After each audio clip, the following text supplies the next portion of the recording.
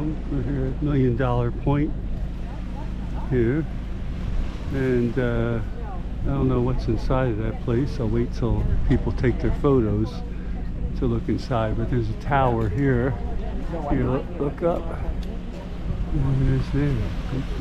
A lot of snorkelers out there. I guess you could see the stuff that they dumped under the water there. We're here at $1 Million Point, and I'll put the date in later.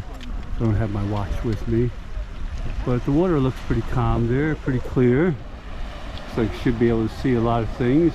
A nice little beach here, but yeah, you can see a lot of stuff here from the old wrecks and whatever. And they pushed everything into the ocean, both sides. Everything. You're talking about 100,000 people that come in through here.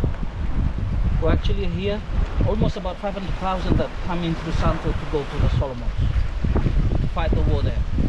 And in Bougainville, 100,000 equipments, ponset huts. Look out there. Look out there. Those are not rocks. These are iron. These are metals.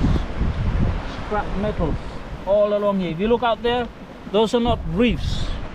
Those little spots, those little specks are metals. So they bulldoze everything into the ocean. Now that little house in front of it is a painting.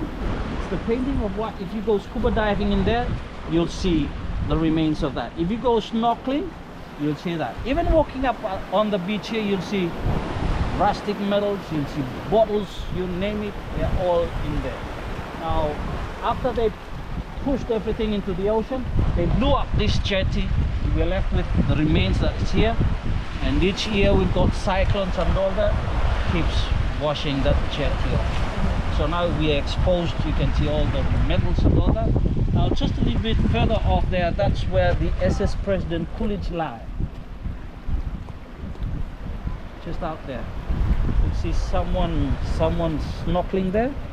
Just a little bit further off that, out into there, is where the SS President Coolidge lie.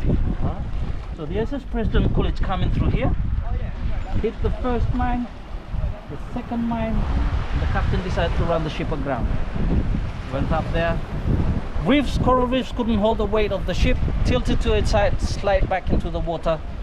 Everybody left with just what they have from them. They thought they might get back.